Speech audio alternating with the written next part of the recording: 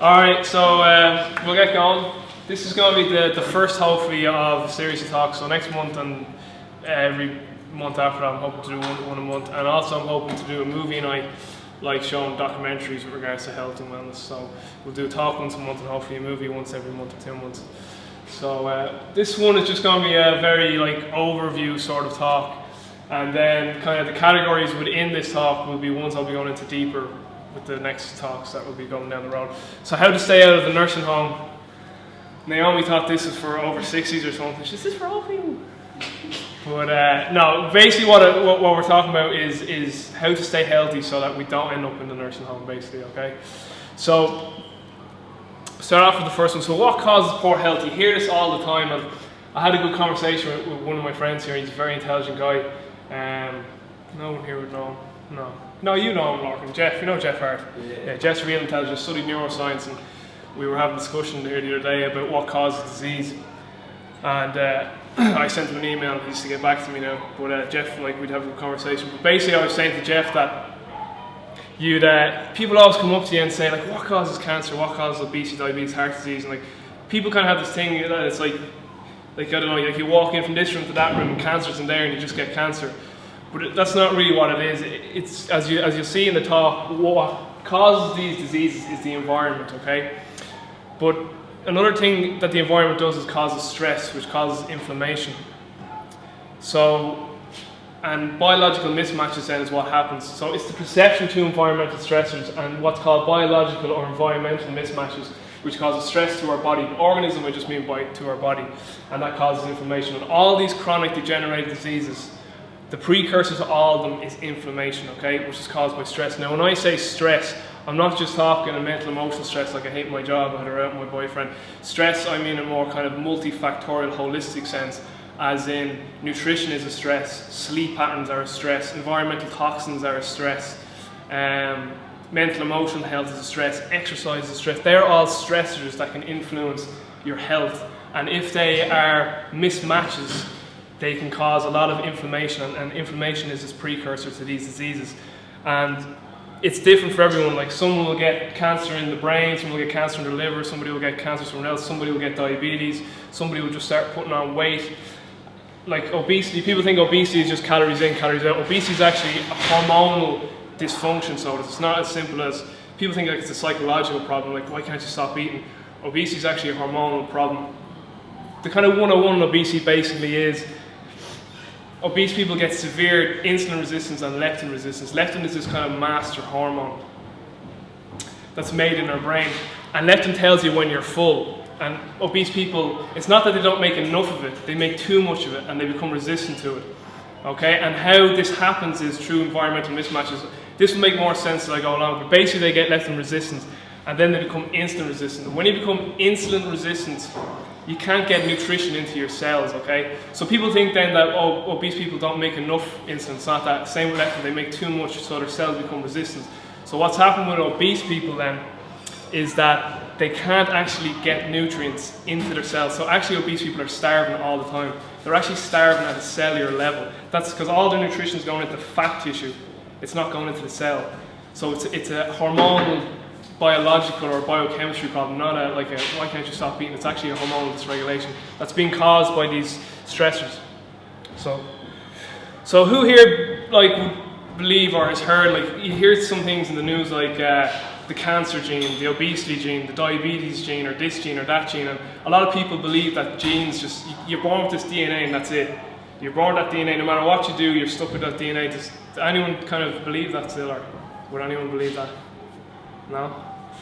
Well, it was the kind of old dogma, this kind of, you were just born with this strand of DNA and that was it. No matter what you did, if you had the cancer gene, it didn't matter how well you lived your life, you were still going to get it, or you were still always going to be fat, this kind of thing. People want to put it down to genetics, but the simple fact of the matter is that well over 90 to 95% of all health and wellness issues or consequences come from the environment, okay? And this is called epigenetics. So basically it just means that the environmental stressors dictate your genetic expression. So in Bruce Lipton's book, Biology of Belief, he actually talks about one strand of DNA having 30,000 different genetic expressions. So like one strand of your DNA can have 30,000 different genetic expressions. He basically uses the analogy of we have the alphabet, there's your DNA, but how many words can you make from the alphabet? Like endless. That's like a very kind of general analogy, but that's kind of the analogy he gives. So what happens is your DNA perceives an environmental stress and then outputs the genetic expression. So if you smoke, the genetic expression might be after 50 years of smoking, cancer. Whereas if you really look after yourself, the genetic expression will be health. You know what I mean? So that's kind of how it works. So stress is multifactorial. So as I said, I'm not just talking about the fifth one there, mental, emotional, spiritual. I'm talking about nutrition, sleep patterns, environmental toxins, hidden things like a parasite or fungal or yeast infection, mental, emotional, poor movement quality and exercise. And I'll be going through all these now. So this is basically the presentation. The presentation is only 18 slides. It's only literally like 1 or 2 slides per topic. So the first thing we're going to start on is food, okay? So organic food, or as our grandparents or great-grandparents would call it, just food, like. But it's sad now that we actually have to call organic food, food. Because the simple fact of the matter is we don't eat food anymore. Alright, and nutrition is the biggest environmental influence on our health, both mental and physical. So what we do is we eat fake food, we eat food products, we eat them something from a box or something that was man-made, okay? And the vast majority of us say are addicted to sugar and stimulants. Stimulants and sugar is a stimulant as well. And the reason why we're addicted to these is because we're in such hormonal chaos that we can't produce enough stress hormones to like get out of bed in the morning. So we have to drink coffee and we have to have sugar, our little quick fix to let us get another little burst of energy. Okay, so we're addicted to sugar, wheat. PUFAs is just polyunsaturated fats. Not so much that we're addicted to it, but we're always cooking with them and they're always in our foods. And I'll get into them in a little while. Trans fats, which are not to be confused with saturated fats. People keep confusing trans fats and saturated fats. Trans fats are a man-made fat, completely different to natural saturated fat, and then artificial sweeteners. Now, one of the best books anyone here could ever read is a book called Nutrition and Physical Degeneration by Dr. Weston A. Price. I should be doctor there. Dr. Price was a dentist, and his story is really, really amazing. He traveled the world in the 30s for about 7 or 8 years, and he lived with, he didn't just study, he actually lived with many, many different tribes, many different primitive groups. So he lived with the Eskimos in the Arctic, the Indians in North America, the Swiss people in Switzerland. He lived with the Scots in the outer suburbs.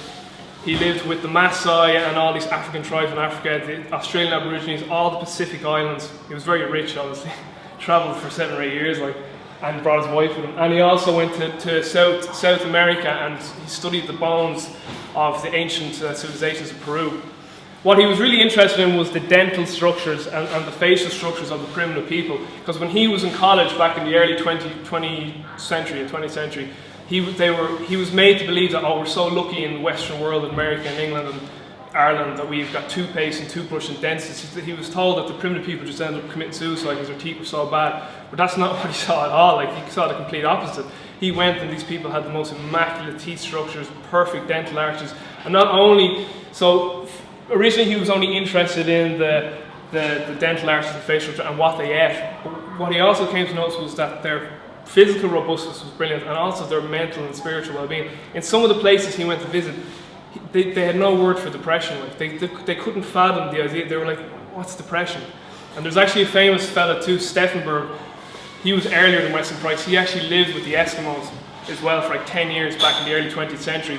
And he was also trying to tell the Eskimos about what depression was, and they laughed at the idea, and they just said it's probably somebody not getting enough saturated fat in their diet. That was their answer to him. So they just couldn't understand why somebody would be sad.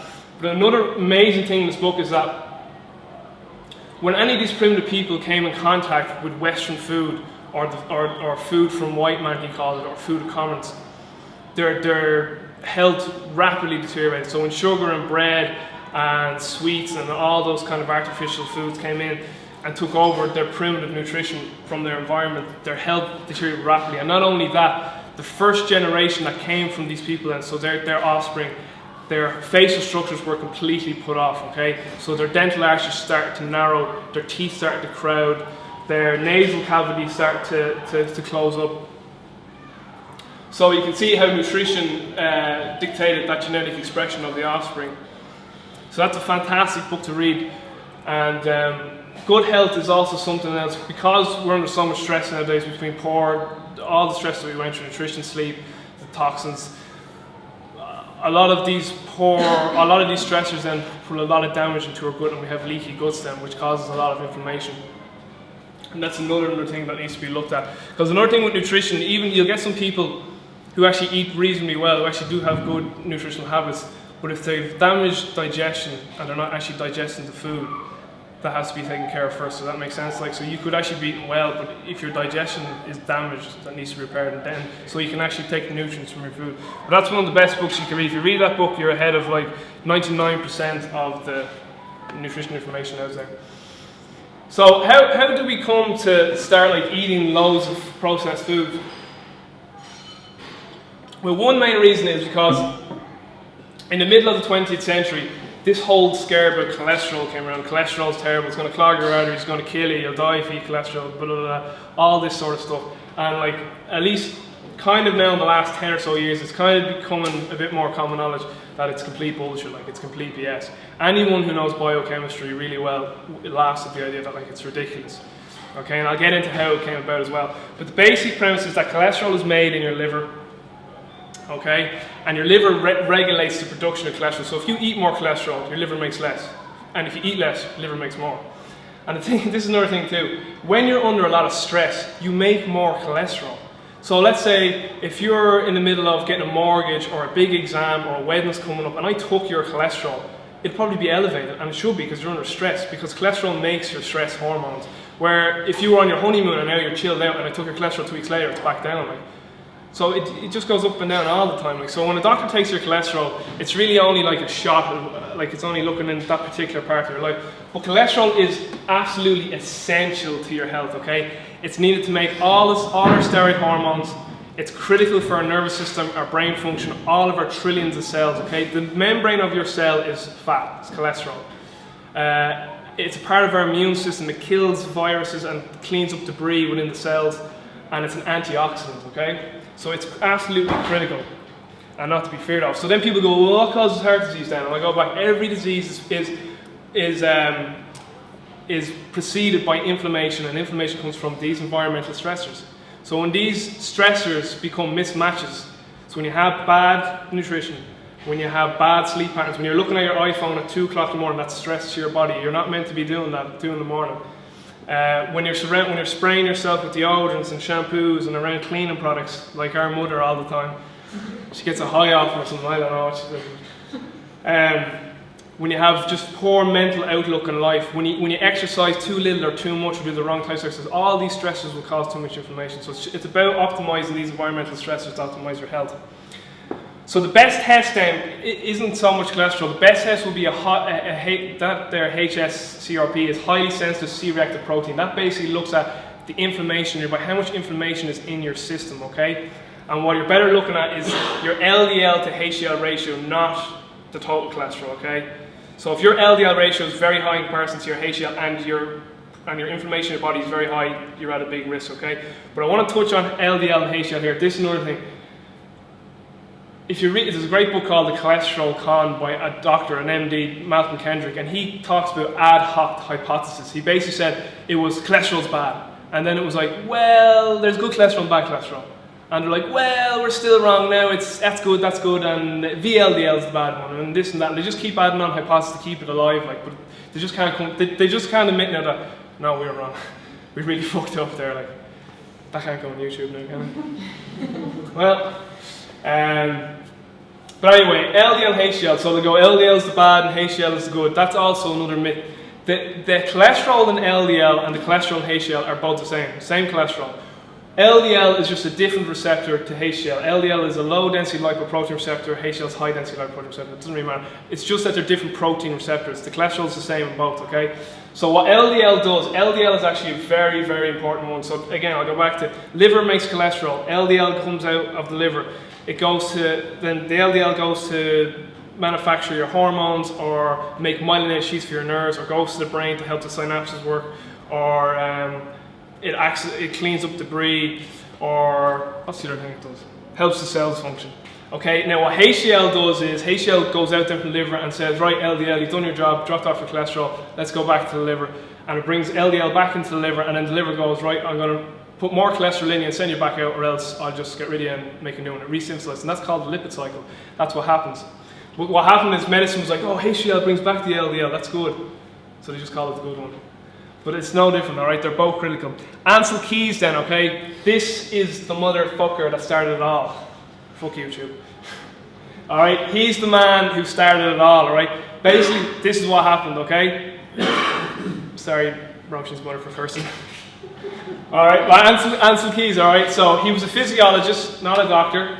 And basically, Keys stumbled on some old studies of this, I don't know, some German guy, some bloke. He got rabbits and fed them cholesterol, and their cholesterol went up. That was it. That was all that happened. They didn't die of heart disease. And of course, if you fed a rabbit cholesterol, rabbits are herbivores, so of course they don't make cholesterol. All right. But Ancel Keys went to Geneva for this. Heart disease was getting rampant throughout the 1950s in the world. Right. They also didn't correlate the sugar and vegetable oils and the fact that there was a massive world war or something, but anyway, they thought it was the animal fat that we had for millions and millions of years. But Keys went in and then he goes, I think it's saturated fat, and the doctors were like, are you having a mare, like, get out of here, like, and then basically they just mocked him, like, and then he was like, but that's it, I'm proving it no matter what. So there's a famous study he did in 1953 called the 6-country study that was really the 22-country study, but he just took 6 countries out of it that correlated to his hypothesis that if you eat saturated fat gives you heart disease. He goes, look at these 6 countries, and it was a lovely linear graph. And then, like, when it found out that it was 22 countries, his graph was all over the place. There was no correlation. There was countries with high saturated fat intake that had no heart disease. There was countries with low saturated fat intake that had high heart disease. So it was bad science. Like, he just picked the 6 countries out of 22 and said, look at my great graphs, I'm a great scientist, give me an award. And then his face went on a Time magazine, and then it just blew off from there. So that was basically it. And at the same time, saturated fat intake was demonized, vegetable oils went up, so people stopped cooking with saturated fats and started cooking with the vegetable oils, the safflower oils, the sunflower oils, and they are terrible. They are absolutely terrible. They're polyunsaturated fats, right?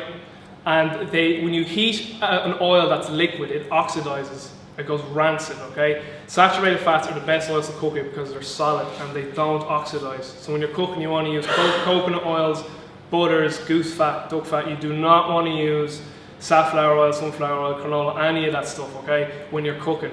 They are not meant to be used at high temperatures, those oils, okay? Those oils are designed for freezing cold temperatures. That's why when you eat a fish, that's why fish have them. They're like the unsaturated fats, so they can swim in freezing cold water and stay pliable. If a fish had all saturated fat, he'd be just like that in water. But he's not, he's pliable because it's polyunsaturated. So polyunsaturated are better in freezing cold, whereas saturated fats have a very high temperature to be cooked at. You're dying to ask questions, Roisin. Yeah, can I just ask something there in the cholesterol? Do you know anything then, say, dietary cholesterol? Like, so say you're saying if someone has continuously low cholesterol, you're saying that's bad because that means the liver has to make more. That's bad. If someone had very, very low cholesterol, more often than not they have something like they have an infection or something. And what would you say would be low? What would be low? See, I don't really understand the Irish because I'm always reading American studies, but I know anything under 100 in America, which is like 2 in Ireland, isn't it? Yeah. Is very. Like the recommendation is around the 5. Yeah. They say is healthy. 4 is it? Yeah. Like it's you definitely don't want, because another thing too is, it's a good question. I think I said this to you before when we were talking. The Framingham study.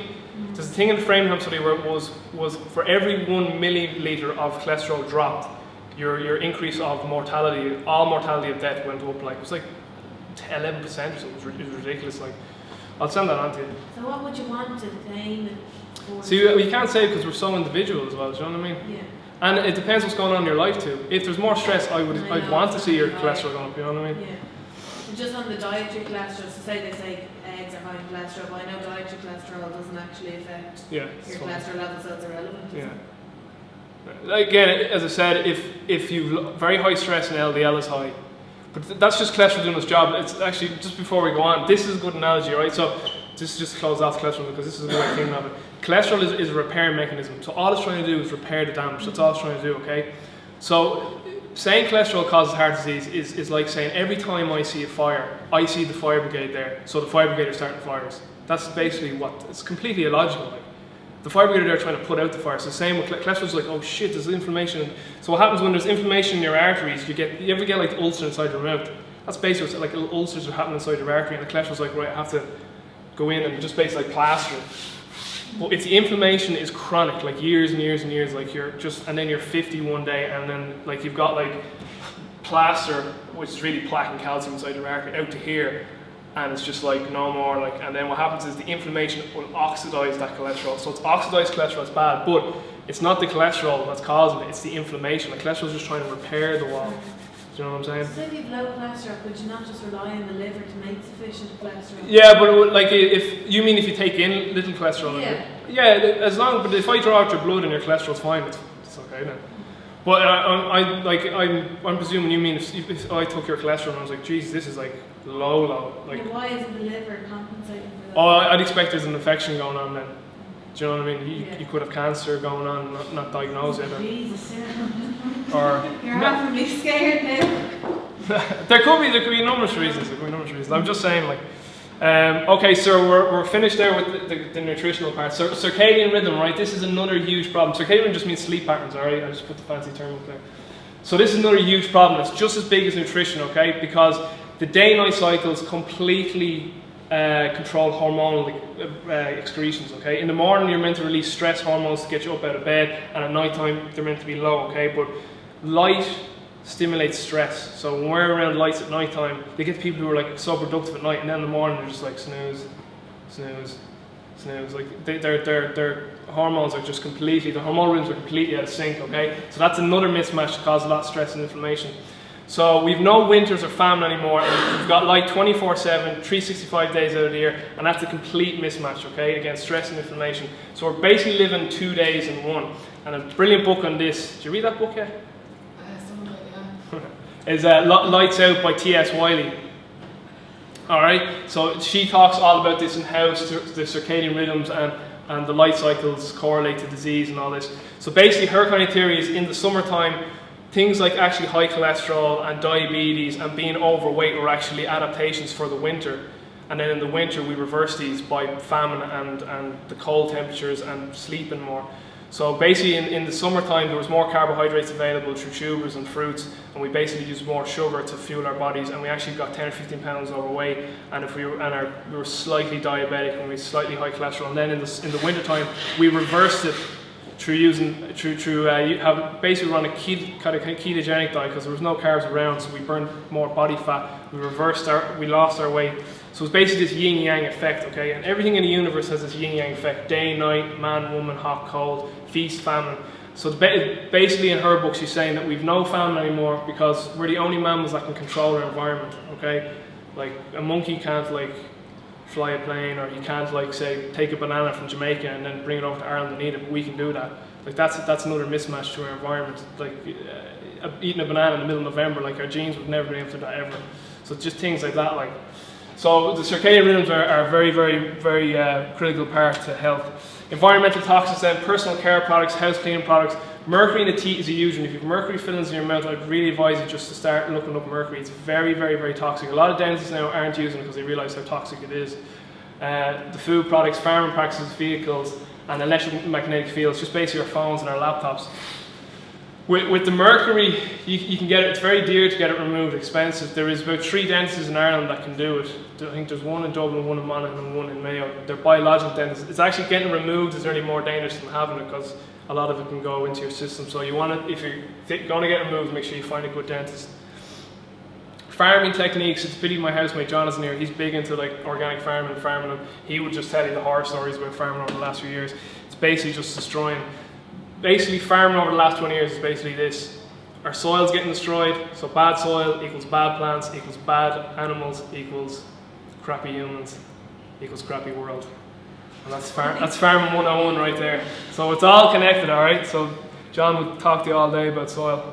Okay, emotional well-being, alright, this is kind of the stuff I'm reading more lately. Bruce Lipton, who wrote a great book called Biology of Belief. He talks about the subconscious mind and the conscious mind. And the subconscious mind basically is this kind of built-in brain that we download in the first about 6 years of our life as a child, and it becomes this kind of subconscious belief system, the way we see the world. And he says that 90% of the time it's running our lives and we're just completely oblivious to it. So the kind of the way we act and the way we react to people and certain things that we do and certain things that we say, and we kind of do it without even thinking. He's kind of like, that's your subconscious brain. And a kind of a good example of this is Joseph Shilton Pearce is another amazing author. I'd really recommend anything he's ever written. He's a very, very wise man. He's about 87 now, but he's about 6 books out there, all on child development and parenting and just kind of our biology for evolution as humans. It's very, very interesting stuff. But he basically talks about the model imperative, okay? So basically the model imperative is when we're young as children, children don't do words, they do actions. So you know the old cliche, actions are louder than words. It's very, very true, okay? So what I mean by this is, you could have a father who is a procrastinator himself in nature, and he'll say to you, why can't you do your homework? What are you doing? Like, you're no use. But like, subconsciously you're a procrastinator because he was a procrastinator. He was your model imperative, and he's a procrastinator. So your father basically saying, do as I say, but don't do as I do. And kids don't do words, they'll do models. So Bruce Lipton talks about conscious parenting, being a very, very conscious parent, like when your child is young. You really need to read it to get into it, but it's just something to think about. Then also just emotional well-being, this is another thing too. The things I discussed so far, so like nutrition and the sleep cycles, environmental toxins, particularly nutrition and the sleep cycles, they have a huge impact on your emotional well-being, okay? So for instance, if you're eating poor food and you've got like blood sugar issues are huge, people who are bipolar, you're bipolar, these people who've got bipolar, I was like, no you don't, you just have blood sugar issues. But they're like high 1 minute and then they crash, high 1 minute and then they crash. Like majority of the time that is just blood sugar issues. And another key thing is that the majority of your immune system and the majority of all the neurotransmitters in your brain, all the happy transmitters, the dopamines, the serotonins, the norepinephrines are made in your stomach. So if you have a shitty gut function, you're depressed, okay? But people don't want to put that together. Medicine and the pharmaceutical industry just want to sell you tablets and make millions, all right? But they don't want to put this and this together. Like, think about it logically. How the hell can you separate this, or anything in this whole system here? You can't, like. But medicine seems to want to do that. And just the last slide on this emotional well-being. So basically what it is that we're victims of culture, or what Joseph Shilton Pearce calls enculturation. I don't know if I spelled that right. I don't even know if the word. He might have made it up. No. But basically it's just that we just accept things and don't even question them, okay? And then when we do, it's kind of just like, there just is no answer. Like, who decided that the traffic lights should be red, orange and green? I don't know. Do you know what I mean? And my thing is, this is another thing, I always just use that example. Like if we took a child, because if you ever look at, Jacques Fresco has this kind of Venus project, and everyone says it's very, it's very unrealistic. It's basically a whole world environment where there's no money and it's just living off the resources. And people always go, oh sure, you can never do that. But sure, that's because money is in our culture. If you took a child, basically let's go back to the traffic light analogy. If I took a child, let's say we changed the traffic light colours to blue, blue, purple and pink. That's the new traffic light colours, right? And then I have a son in whatever, 10 years time, and then I tell the son, do you know what traffic lights used to be? Red, amber and green. He'd be like, fuck off. Well, he won't say fuck off. He'd be like, no way, where are they? Because his culture showed him that they're pink, purple or whatever, blue, whatever colours they were. Same with money. Like if a child, it's just culture, it's enculturation. It's the same with the Wright brothers when they made a plane. People used to tell the Wright brothers, you're crazy, you'll never make a plane, it's impossible. And people used to write books about how we couldn't make planes fly, and the Wright brothers just didn't read the books. And they made planes fly, you know what I mean? So, and basically this goes, when we're talking about emotional well-being, this is the most interesting stuff. The mother's physical, mental, emotional status has a huge bearing on the child's health for the rest of their life now. I just said when the child's in utero, so I don't mean just when the child's in utero, but the mother's emotional state has a huge bearing on the child for the rest of that person's life when the child is inside the mother, okay? So if the mother is under a lot of stress, and again this goes back to environment dictates organism, okay? Dictates expression of organism. If the mother is under a lot of stress, the child inside the mother perceives the environment as stressful, and it's like, shit, the world is not a nice place, I better get ready to fight, like. And what happens is, the blood flow and the development of the child's hindbrain, okay, grows more in ratio to the forebrain. So that child is actually becoming a warrior and a survivor. It's like, the world is nasty, I better get ready. Whereas if the mother is in a loving environment, safe environment, the child decides, like, can't wait to get out there. And there's more structure goes to the forebrain. So in our brain, we've got 4 structures. We have the hindbrain, which is called the reptilian brain, which is the fight or flight brain. which is kind of like if you're on a night out and someone's going to attack you, you're just like, you hit them without even thinking. That's your survival type brain. It's just reactive. The old mammalian brain is what monkeys have, okay? So that's the emotional feeling sort of brain. Then on top of that, there's a human brain, the neocortex. That's the third one that separates us from the monkeys. And then the fourth one is the prefrontal lobes. And these have only come into function in the last 40,000 years. And this is really, the prefrontal lobes, what allows us to invent things and be creative and be imaginative. It's really kind of taken off the last while. But basically, if the environment is perceived as stressful, the hindbrain will get more development in the child, and if not, the forebrain. So basically, the child will either be a warrior or a problem solver and more of kind of a loving sort of person. So Joseph Chilton Pearce basically says, nature asks two questions every time someone's pregnant. Can I go for defense? Do I have to defend? Or can I go for more evolution or transcendence? And basically, he believes that culture, religions, and myths hold humans back from evolving. So for transcending or going forward. Just while I'm on birth then as well, this big thing with C-sections lately, a lot of women having C-sections, vaginal births are crucial for the child as well, because the child gets the immune system from the fluid when the mother has the child.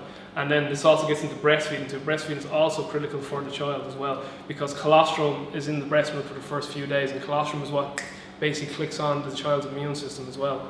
So that's another huge thing. And if you watch a great documentary called What Babies Want, it's actually free on YouTube, What Babies Want, that goes through why it's so important to have a very calm and dark, not like a bright environment when you're actually giving birth to the child, like, and things like that, and how like the modern techniques of actually birth have actually made the process very detrimental to the baby and to the child. Like, basically the documentary says that we think babies are stupid, like they can't remember stuff like that, but it's proven scientifically that the birthing process is very much remembered. Just maybe not so in your immediate memory, but in your, what is it, implicit and explicit, in your implicit memory, something like that. But it does have a big bearing on your health. This is the last one now. So movement quality, basically what I mean by movement quality is we're like this all day. At school we're like this, college, and then we go to work and we're like that all day, okay? So our bodies don't move well. So we're not eating good food, we're sleeping at crappy hours, we're surrounded by toxins or we're toxic, and we don't know what we want to do with our lives. We don't know whether to believe in a God or don't believe in a God or what else. And then we're hardly going to walk around and feel like, yeah, I'm going to go exercise and I feel great. We're going to be walking around like, fuck. Alright, and then you also have this indoctrination from culture that being fat is this calories in, calories out, I eat too much, so I'm going to go exercise and burn it off. And the simple fact of the matter is that you are just not healthy enough to start exercising. Exercise is going to be another stress. Exercise is dangerous when it's in the wrong, when it's introduced to the wrong person. So our movement really has gone to shit. So we don't move well, okay? So when we don't move well, we really don't want to exercise that much. So basically, it's if your body doesn't move well, don't do a load of exercise, because you're going to do it in a very compromised manner and you're eventually just going to break down. You're going to get like knee injury, knee pain, back pain is the big one, and such and such. And a lot of back pain actually is like liver and kidney issues as well, because you're so toxic that a lot of those issues refer to the low back. Come in. You catch the end of the top. Alright, so exercise then is very dangerous for most people, okay? Most people are just not in the ideal, they're just not in the ideal place to deal with the stress of exercise. Even, that's as intense. Intensive exercise is relative to the person, like a walk can be intensive for some people depending on how fit they are, okay? And then most people need to work in, not work out. This comes from Paul Chek. So working in is activities that make you feel more energized. For a lot of people that's meditation, or for some it's going for a walk, or whatever form of activity is that helps you energize your body, because most people are just so fatigued and drained, they just don't have energy to work out. So if you're already in a bad, and I made this mistake when I got into like personal training or strength conditioning first, because I was just, you know, work hard, boost your metabolism up, cut your carbs down, you'll be fine. Like, but these people were just like, now I'm just like, no, get your food sorted out first, let's get sleep sorted out, don't even touch exercise. Like, exercise when you're healthy, because people that have this thing that if I lose weight, notice I put weight there, not body fat, I get healthy, alright? But you don't, if you just get healthy, you'll lose body fat, okay? Body fat, not weight. You'll maintain muscle and body fat. Okay, so when other aspects of your life are in place, nutrition and sleep, then exercise is very advantageous as long as it's prescribed by someone who knows what they're doing, because there is a lot of jokers out there. Alright, I think this is 3 more slides and we're done. So, what type of exercise? We want to train smart. Strength training is far superior to long, slow distance running, okay? And this is really more towards the females, because girls have this thing that, oh, if I lift the weight, I'm going to get massive. And it's just like, I always like, listen, love, I couldn't make you big if I tried. Alright, 1, you don't have the hormones. 2, you won't eat the calories. 3, you don't have the hormones. Alright, it just doesn't happen, alright? But it's funny too, because a lot of times I'll train female girls, like, you know, and like, they'll do it because they'll do it for the sport. But sometimes they'll come in and go, look at me, and I'm just like, you look much better. And you don't even look that different, you just look leaner. But sometimes they're like, oh, look, I'm huge.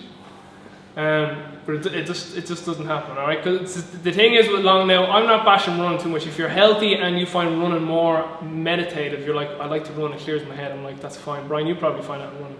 That's a different, that's like that's like going to mass for some people, do you know what I mean? You like that, do you know what I mean? But for the vast majority of people, they're like, oh, like say they're doctor, you're fat, you're overweight, go lose weight. Like, so what they do is, females are very guilty of this now. They'll starve themselves and then they'll do lots of long run, and that is a complete disaster, okay? You're starving your body. You're starving your body, right, and then you're exercising. Let's just have a think about this from an evolutionary standpoint, right? There's no food around. I'm going to do loads of running. And if I don't find food, I'm fucked.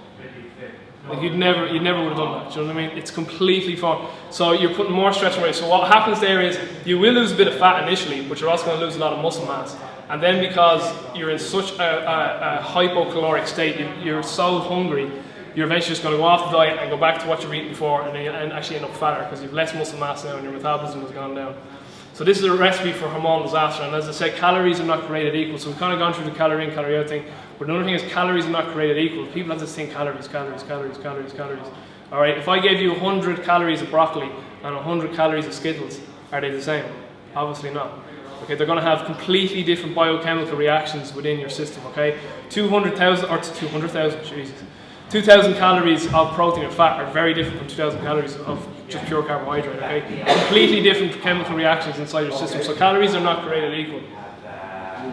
And again, that kind of goes back to the obesity thing we started on, that it's not calories in, calories out, it's about this hormonal dysregulation. Alright, so less is more with regard to exercise then, okay? So when you're healthy and when you're in a good place health-wise, short bouts of intense exercise are far more advantageous to like long, laborious kind of workouts, okay? So short, intense workouts, strength training, kind of interval training, but don't overdo it too, so you want to exercise smart. So, I think 2 slides left, right? So Paul Chek has a great saying, disease cannot exist in the presence of health. So he basically says, he also says to you that any disease can be reversed with the 6 things below there. So nutrition, hydration, breathing, sleeping, thinking, and movement. So that's Paul's, I think. And then the last one, this is a man that I was introduced to maybe 10 months ago. And he's been doing some incredible work. So Jack, he's actually a dentist originally, and now he's a neurosurgeon, so he's done a lot of college. And he's come up with this, what he calls leptin reset, okay? Which basically is a seasonal paleo diet, circadian rhythm, and cold thermogenesis. And he uses these 3 kind of protocols to help you get over anything you have, whether it's cancer, diabetes, obesity. He's really doing huge work with diabetes and obesity. And basically what it is, you eat kind of a Paleolithic type of diet. Paleolithic diet just basically means you only eat something if you could have had it like 50,000 years ago. So it's basically just organic fish, meat, poultry, vegetables, plants, in-season fruits and certain things. That's it. There's no grains, no dairy, and obviously no processed foods on it, okay? Then you have, there's some dairy actually, there's little bits of dairy in it. Then you have the sleep cycles that we've gone over, and then cold thermogenesis is basically adapting your body to extreme cold conditions, okay? He believes that our original state, he believes humans have 2 pathways, adaptations to cold and adaptations to heat. It's very scientific, but he basically used kind of like cold baths or cold water to kind of reset this leptin hormone, and it helps with regards to taking the inflammation down that we spoke about. So you might want to look him up, so he's pretty good. That's it. Questions? Anyone rushing, go on there. You're dying for a question. Well, just back to the paleo diet. So would would you kind of, is that what you're kind of, just in a practical point of view from what you've said there, what would you kind of be? For a paleo diet? Like, is that what you'd have, say? Is that what you'd recommend for everyone? Well, I mean, the first thing with nutrition, as I'll say, is that everyone is completely different, alright? So there is no one nutritional protocol for everyone. But see that with Weston Price now, he travelled, this is another thing with Weston Price, he travelled around the world to all the primitive tribes. And they all ate varied diets. But the key point is that all their food came from nature, do you get what I'm saying? Yeah. But it's not so much that the foods were different, but the ratios were different, you know what I'm saying? So he would go like to the Eskimos, right?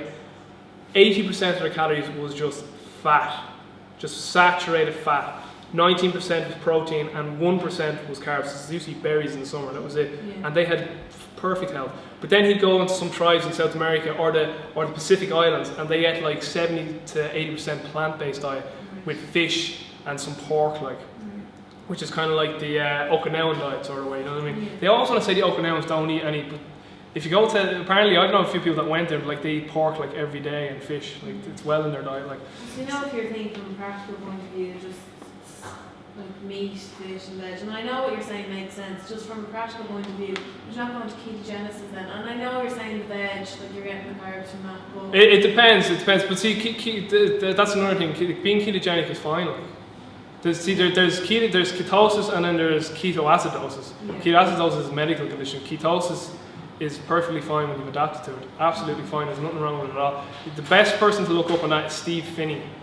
Phinney with a Phinney, and he's got a book called The Art and Science of Low Carb Dieting. There's lots of people who are ketone adapted, you know what I mean? Now, with Dr. Jack Kruse, like, his whole thing is that we have two biochemistries. We have biochemistries when we're in a warm environment and a biochemistry when we're in a cold environment.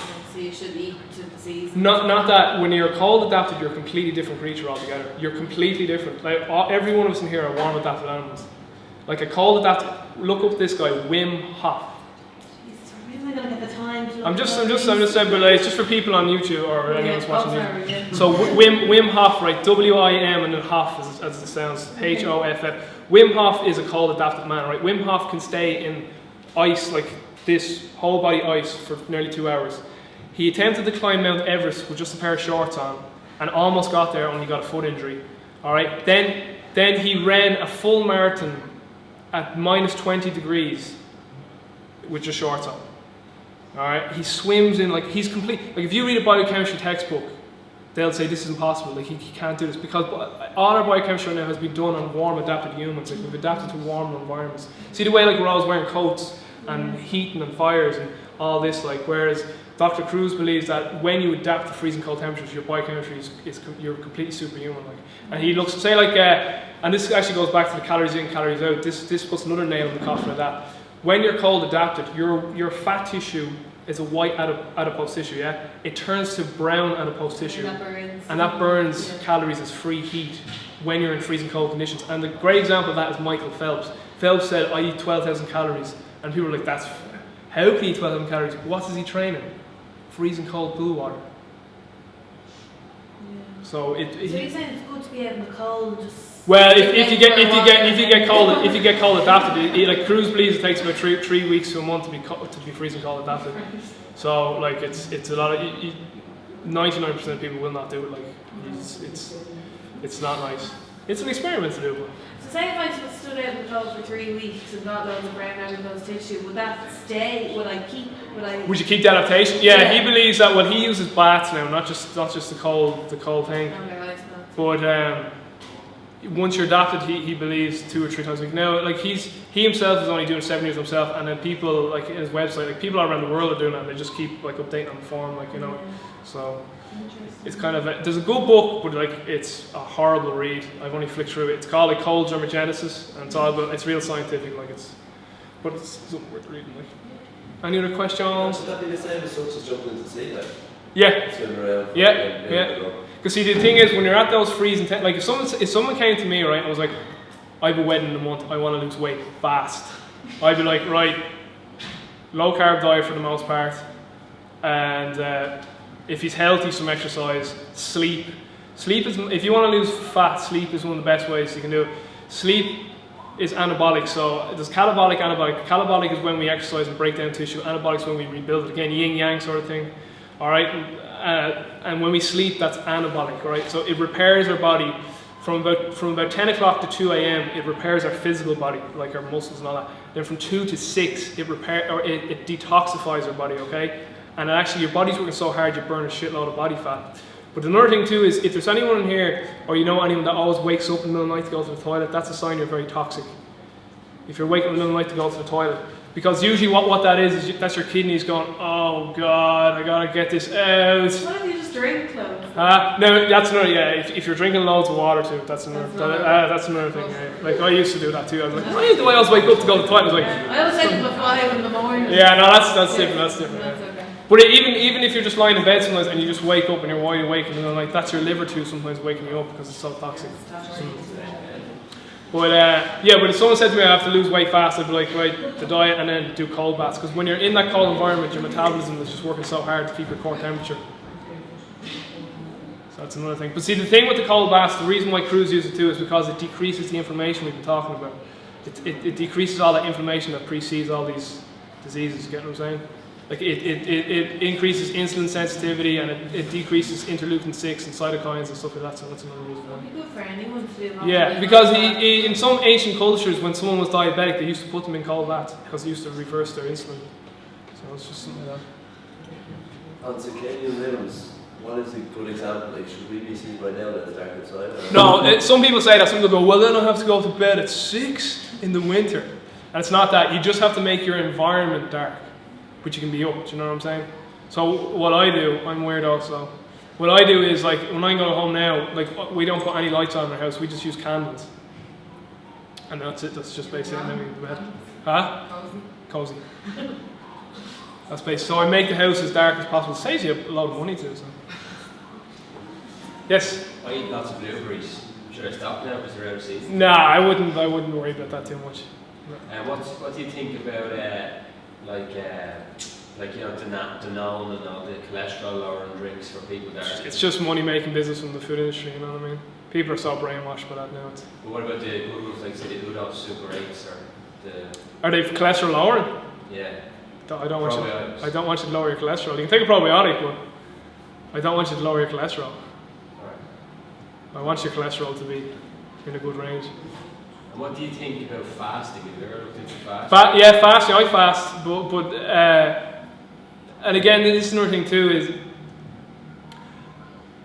the one thing. First of all, the one thing I want you to take away from this talk or any of my talks, I don't want anyone to believe anything I've said. The one thing I want everyone here is to think for themselves. That's all I want you to do. Critically think for yourself. All right. Don't let anyone ever dictate to you what you should do, what you should think, how you should feel, what you should eat. And that's the problem. People go to a doctor and the doctor says, blah, blah, blah. But the doctor, like, first of all, 99% of the time the doctor's fat and overweight and healthy themselves, so why would you take advice off them anyway? You know what I mean? Paul Chek says a great thing. He says, if you walk into your doctor and they're not willing to take their top off and show off their body, he's like, don't go to them. They should be very comfortable, should look healthy. Paul Chek says if you don't wear it, you can't share it, okay? And that's the problem with the vast majority of people. What was the question there? Fasting. Oh, fasting, sorry. But yeah, so at the moment I fast. Fasting, I wouldn't recommend somebody who's very unhealthy, because when you fast, you will use your body fat, all right? See, but you store toxins in your fat. That's what fat. That's what a lot of fat is too. There's my fat there. Like a lot, you know, there's a lot of people that have that like last 10 pounds. They're exercising, and a lot of times it's just toxicity. That's all it is. Like, so like and then when they detox, when they go on a detox, like they're like, holy shit. That's why sleep, because you're detoxing. You detox when you sleep. Like people choose go and get real lean when they get their sleep in order. But fasting, it can be very therapeutic when you're healthy though. I wouldn't do it with someone who's not healthy. And as well, just because I want people to hear people go, oh, you fast. Right now, I fast. It doesn't mean I'll fast forever. Like, your body changes as well. Your individual body changes. You get me? Like, one day, for instance, like, it's freezing cold outside. Obviously, you know, I want something warmer to eat. But if it's roasting outside, I might want a salad. Do you know what I mean? So you can't be dogmatic and go, this is the only way, this is the only foods I'm ever going to eat, and this is it, like, and it's going to be the same meals at every time of day, boom, boom, boom, boom, boom. Like, we kind of eat because it's like, it's breakfast, I must eat, but what if you're not hungry? Don't eat it. But we kind of do because it's like, oh, we have to have breakfast here, and then lunch, and then dinner, breakfast, lunch, dinner, breakfast, lunch, dinner. That's kind of that subconscious brain built in again, do you know what I mean? Whereas people just don't listen to their bodies, like. You got to listen to your body. There'll be just a day, like for instance, if I went to the gym and I did loads of exercise, I'm also going to crave more animal flesh and protein and meat, do you know what I mean? Whereas if I'm traveling on a plane, like, I don't need that. It'll just clog me up. Do you know what I mean? So your body yourself, not only are we very unique, like from me to you individually, we're also unique from ourselves. Our body changes from day to day, season to season, week to week, okay? So you need to be in tune with your body, like for instance, like say Paul Check, for instance, I know just, he was like ate loads of meat, was nearly a carnivore type person, and then all of a sudden he was like nearly a vegan for 2 years because he was like, my body just didn't want any meat, and now he's back to eating more meat again because he's just listens to his body, you know what I mean? Go on. Do you think it's alright to fast for 12 hours a day even if you're not the healthiest, like 7 to 7 or something like that? As long as you're feeling okay energy wise. Yeah. The only thing I'd say to you Good about for you though. Huh? Is it good for you? Yeah, as long as you're not, again, as I said, too toxic, but as long, again, I can't, like, I don't, like, see, this is what I was just saying a few minutes ago. If I say to you, no, fasting's bad, and then all of a sudden you're like, well, I won't fast because Robbie said fasting's bad. Who am I to tell you that? It's your body, like, you should know how it feels. Just that I would read up on fasting. As long as you're feeling good, your energy's not dying, and you're not, like, starving, you're not getting headaches or anything like that. And also to just be careful, too, with fasting, because what a lot of people believe, too, is that people feel great when they fast initially first, because when you fast you go into a stress state, and the stress hormones are actually anti-inflammatory, so they make you feel energized. But then prolonged down the road, it might come back to you. Do you know what I mean? Yeah. But it depends. Now, I think that's more so people directing that towards chronic fasting, like, you know, anything over like 36 hours or something. Like intermittent, like people, there's a big difference between fasting and intermittent fasting. Intermittent fasting just means you eat all your calories in you're still eating the same amount of calories, just in a smaller window. So you might fast for 16 hours and then eat all your daily calories in 8 hours, rather than branching it out over whatever 16 hours. You know what I mean? And then sleeping for 8. You're just kind of flip-flopping it around. Larkin, you have something on your mind there? No other questions that I'll ask you, that's no point. Any other questions? Can you tell me what foods are rich in B12? You don't make enough B12, do you know? Yeah, B12. Well, B12, well, meat is one. But with B12, what could be happening with you is you're not making enough stomach acid. That's a talk I'm going to give too. When you don't make enough stomach acid, it's very hard for you to make enough intrinsic factor. Same with, actually, our mother is the same, and I'd say she doesn't have enough stomach acid. But the big problem is, we're looking slick, Pat. The big problem is that this is another thing that comes from this. You'll like this one too. You know when people have heartburn or reflux, and they go to the doctor, what does the doctor tell them? You're making too much acid, usually what they're told. And it's the complete opposite. Okay? They're making not enough acid. When you have too little acid in your stomach, your sphincter starts to open, and then you start getting a little bit of reflux up to your stomach. So you need more acid. And the best person that is Dr. Jonathan Wright, another MD, who has a book, Why Stomach Acid is Good for You. And numerous times people come to him and he just gives them the hydrochloric acid. And people are a bit like, oh Jesus, more acid, like they're real worried at first. And then they take it and it gets rid of it. But just in his book he talks about the lack of hydrochloric acid is correlated to B12 deficiency. And there's a few other things too. If you're on a contraceptive pill, there's another one. The contraceptive pill depletes your body of B vitamins, so that's just maybe something else. But those two things would be the main things. Because see, if you start eating meat and it's not going up, maybe it's because you don't have the stomach acid to break it down. Do you know what I mean? But a very simple thing is just to buy. You just buy them digestive enzymes, and you just take them with your meals. The way they usually do it is you take one, and if you don't feel like a little burning, like you want to feel like a little burn in your belly. If you don't feel it, take 2, and then you work up to 6. But if you don't feel it after 6, don't take any more. And then just keep taking 6 till you start to feel a burn. And then once you start to feel a burn at 6, you go back down to 5, 4, 3, 2, and then your stomach starts making its own acid again. So, anything else? Just what cooking oils. What cooking oils did you suggest? Coconut oil? Yes. full fat butter, okay? Full, not the Flora or the. I'm okay able to do that. All right, coconut oil. Well, if just then I tell people get coconut oil because they're still like, oh, butter's got cholesterol. But don't they say coconuts have very high cholesterol? No, coconuts don't have cholesterol. Don't need it. They're high in saturated fat. Cholesterol only comes from animal. This is another thing with doctors too. I was with a doctor one day and he was like, we're talking about coconut oil and he goes, well, it's got cholesterol in it. And I was like, cholesterol comes from animals, doc. And last time I checked, that coconut wasn't an animal. And he was like, well, he didn't go, duh, but I was just like, Actually, no, I didn't. It was in my head I did that. But anyway. But like, so when people are still a bit afraid with cholesterol, I go, well, I have coconut oil and there's no cholesterol in it. And it's still a good oil to cook with, you know what I mean? But Grapeseed oil? it's still a bit. It's a liquid. Like my thing is, if it's liquid, I wouldn't cook with it. It can be like someone can be heated to some temperatures. See, like you were frying something now. So the main issue really with the oils is heating them to a high temperature, they're becoming oxidised. Yes. That's the main Yeah. problem. And And when they become oxidised, they cause a lot of inflammation, They cause stress. It's just inflammation. stress to your body. Yeah. I was gonna say, and then all people ask about olive oil. And the same thing. Olive oil is great, but not when it's cooked. okay, so it's good Cold, on yeah, the salad. yeah. On a salad, perfect. Thank you.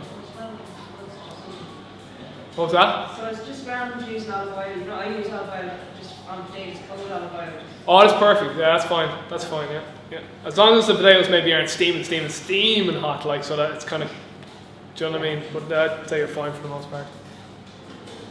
So just butter and coconut oil. Goose fat, duck fat, lard, and ghee. Ghee is sounds funny. Huh? Spelled with a H. Is well, I don't know. It's clarified butter. So how you make that? Because some people when they have very very bad guts. I've done the gut and psychology in course. That's another talk I give gut and psychology about how to heal a leaky gut. And when someone has a leaky gut, they have a lot of food intolerances, like to dairy and particularly wheat, and then other things. The second intolerance, they have holes in their stomach, like. And with dairy, with the cooking fats, they can't have butter because of the little protein in it. So what you do is they can have the ghee, the clarified butter. So what you do is you put butter into a pan and cook it, and then let it dry, and then all the protein, the whey goes to the top, and you get rid of that, and then all that's left is just the full fatness of the butter. So it's just fat and no protein. So Kind of the white bit stuff. yeah, the white bit, Only yeah, bit at the top, exactly, yeah. So that comes off.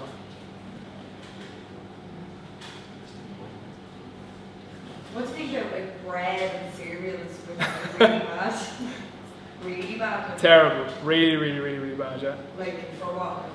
Okay, so if we want to talk bread, well, cereals, first of all, they're full of sugar, they're processed, they usually have gluten in them, and gluten is a very, for vast majority of people that just can't do it. Gluten goes in, inflames your intestines, and in your digestive tract, you have a digestive tract, and in between you have a thing called zonulin, right? And gluten will go in and destroy zonulin and opens up your gut, right? And then full food particles get into and you have leaky gut, and then you get full food particles in your circulation, and that's when your immune system's like, holy shit. But your immune system's like dropping a bomb, like it has what's the kind of collateral damage, like it'll kill the protein, but it'll damage body structures, and then that's how you get autoimmunity then as well. The other thing then is they drive your blood sugars way up, and then you're getting that kind of crashing up, and then you're trying to get whereas when you take that stuff out and eat kind of more fat kind of stuff or things of that nature. Now, I'm not saying that the paleo diet or high fat diet is the only way to go, like, but I'm just saying that I think with any nutritional plan, it could be vegan, vegetarian, or paleo, they'll all agree that all your food should be natural for the most part. And another thing I'm saying is never eat cereal again or bread again. I'm just saying you really should be eating it every day and eating it several times a day. Do you know what I mean? It shouldn't be a mainstay in your nutrition. What would you recommend as a breakfast?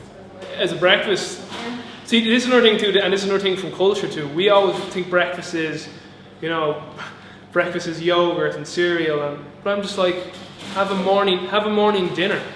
So why can't you have dinner? See, but people do that at first, like, oh, I just can't do that, and then it's just like, but like, it's the same when I talk about paleo, like Roshan finds paleo hard, but like I say to you, have you eaten turkey? Yes. Have you eaten chicken? Yes. Have you eaten beef? Yes. Have you eaten fish? Yes. Have you eaten vegetables? Yes. Have you eaten fruit? Yes. Have you eaten nuts? Yes. You've done paleo all your life. In the morning, you don't want meat. Then don't eat it. But I like cereal. Yeah, well, But see, you feel like something like that. I don't. But see, the thing is because you still have that sugar taste, but you can break, you have to break that. Like people are just addicted to sugar. Like sugar is addictive. It's like a drug. So Like. are you saying we're all practically celiac then for? No. That's a critical point. Celiac and gluten sensitivity are two completely different things. Yeah, gluten sensitivity is here, right? Celiac. If gluten sensitivity attacks your gut, you're a celiac. If gluten sensitivity attacks your brain, it's brain cancer. If gluten sensitivity attacks your liver, it's liver cancer. Do you know what I mean? It's only a branch off it. Do you know what I mean? What I'm saying is, I'm not saying everyone's celiac. I'm saying the majority of people are gluten sensitive. Big difference. So in the morning, the easiest thing for people to start off with is usually eggs. But see, then they have eggs every day. Then, do you know what I mean? That's all they have. But then I would start off then with just like light, like I think turkey's fine, chicken's fine, light things in the morning, things like that. Do you know what I mean? Fish. That's a bit. People find that a bit weird at first. So I love fish. Like I'll eat it. You know what I mean? Because see, the thing is when you eat certain things like the protein and the fats, you do a number of things. First of all, it's very good for your mood status because you're getting this kind of neurotransmitters. How long have we been going here, by the way? 8. Holy shit, that's a long YouTube video. Huh? It's good. I'm good looking though. What was I going to say there? Oh yeah, so when you eat Charles Poliquin has this nut and meats breakfast, and it basically sets yourself up just from a neurotransmitter, so you feel better, you don't have the crashes, and you have more level energy throughout the day. It's always going to be hard at first, because again, sugar is addictive. People want that sugar in the morning. Like, same with me. Yeah, it's still a lot of carbohydrate though. And see, it's just releasing bad things, not bad things, but it's not leveling the blood sugar as best as could be. Like, but he recommends like a meat and nut breakfast. But as well, see, the thing is that when people actually start doing it, they lose so much weight and they feel so much better, and they're like, I can't believe I used to eat cereal. You'll get to that stage, you know what I mean? So, but another thing too is like, if you don't feel like eating breakfast as well, that's my thing. You don't actually have to eat breakfast. But it's just the sugar for most people. They just need the sugar in a cereal. What about fish oil in the morning? Yeah, as in the capsule. Yeah, or even. Or the liquid. Yeah, the only thing I'd say about fish oil is just make sure that the quality is very, very, very good. Okay, there is a small bit of conflicting sort of stuff about fish oil. There's one man called Ray P, who's a very good scientist, and he's a big thing against fish oil. But I think he kind of blows it out of proportion a bit. Like, whereas other people are like, it's fine. Like, I'd be wary enough with massive doses of it, do you know what I mean? Just as long as the quality of the fish oil is good. I think they say if you open it up and it smells wrong, it should smell a little fishy, like, but if it smells, that kind of sounds a bit weird, it smells wrong, it smells fishy. But if it smells like it should smell, but if it smells really it's probably gone rancid. See, the thing is they're fragile oils so they can oxidize. But yeah, as long as it's a good product, do you know what I mean? So. What would be a good example of something for that? What have you eaten today? Should we're two completely different people, like. Yeah, but when you're saying don't eat this, go for it. It's not so much like eat this and eat this and eat. It's just what you should avoid. Like, it's very, very simple. Like, it's as simple or as complex as you want to make it. Don't eat man-made foods. All right, processed foods, anything in a package or a box. All right, and basically, if you couldn't have edited about 40,000 years ago, you really shouldn't be eating it now. Do you know what I mean? So it's just really about removing the grains, pasteurised. If you want to have dairy, at least make it organic and raw. So Sheridan's in town sell raw milk. Pasteurised milk is dead, okay? Like, it's a dead product. And all it is just dead milk with sugar going around in it. Whereas raw milk is actually still alive with an immune system intact, and it has enzymes, it's far more digestible. Like, I can't have pasteurised milk at all, but if I have raw milk, I'm absolutely fine. Like, so that's just another thing. It's just, if the food doesn't come from nature, it's very, very simple. So, you know, did it swim? Did it fly? Did it walk? Did it come from the ground? Like, it's as simple as that, like, do you know what I mean?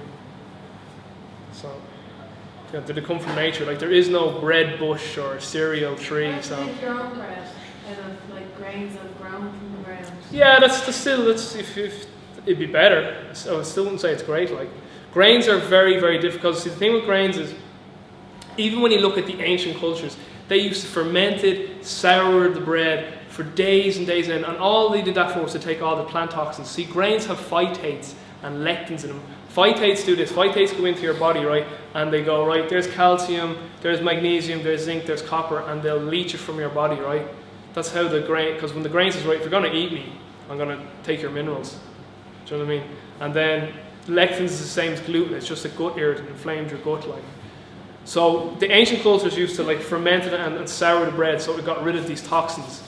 But it didn't make bread nutritious. It just made it kind of bread.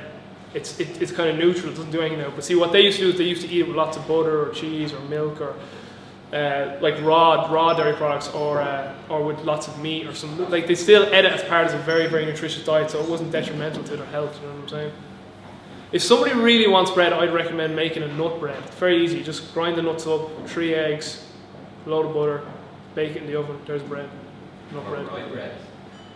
No, I don't think no. Yeah, that's what people go, well, what if it's gluten-free bread? A lot of times they're not gluten-free, they get cross-contaminated because they're usually on the same truck with a gluten bread. But like my thing is like just see it, and not only the gluten, it's the blood sugar too. Like if you read Wheat Belly by William Davis, he's another MD, he's a cardiologist. He puts people like kind of on the higher fat diets like and takes away the grains. He just basically says when people go off the wheat, their bellies just go like, because 2 slices of bread spikes your blood sugar more than what was it? It had a higher blood sugar spike than like sugar, like pure white sugar like. So like white sugar was like at 100 and bread was also nearly at 100, you know what I mean, or at 100. And he's basically saying like that's all bread is, like white bread, and it's people then say well brown bread is better. See, the whole thing was that fiber came in. They were like, oh, it has fiber, and see, the fiber, all the fiber does is kind of slow down the release of the sugar of the bread. So that's why people thought it was better. But it's the grains. Like there's actually more grain in the brown bread, and it's the grains that irritate the gut more. So you know what I mean? So. And alcohol. Alcohol. Yeah, like I mean, obviously it's if you drink every day, you're an alcoholic. But so that's not good. But like everything in moderation. Like I'm not standing up here saying you can never have bread again, you can never have cereals again. I'm just saying like these things we're eating every day, and we don't really actually realize what they're doing. And this is what the start of the talk I was saying, what causes cancer, diabetes, blah, blah. The thing is like, right, like it's not like this. It's not like, right, I'm 69 years of age, I'm really, really healthy. You've got cancer. You're 70 now, you have cancer. It's not that at all. It's I'm 15 years of age, I'm eating shit, I have shit sleep. It doesn't really affect you too much when you're young because your hormones are so good and you can repair so fast. I would say more when I'm 20. So like you start getting that cancer at 20, do you know what I'm saying? It just keeps, and the inflammation keeps building and building and building and building until your stress adaptation, your body goes, right, no more. And most times people do get warning signs, but they never take, like they get colds and flus all the time or whatever, or they're always getting sick, or they also have headaches. And that's your body saying, will you wake up, man, or woman, and listen to me, will you? Like, you know, you don't love yourself, you're not listening to me, and then it'll say, right, screw you, cancer. And some people, if you listen to the survivors of cancer, they'll often say it was the best thing that ever happened to them. So like Paul Chek calls cancer a gift. You have a teacher, that's what he calls it. You know, it's there to make you realise how important life is. And some people said it was the best thing that ever happened in their lives, because now they live life worth living, whereas before they were just sodding through it, didn't love themselves, had no respect for their bodies. And again, that goes back to that subconscious brain, like where like people just sawn through life, don't love themselves, don't know what they want to do with their lives, you know what I mean? And that just gets built in, like, in their mentality, and that's a part of the disease process too. So, start loving yourself. All right, good stuff.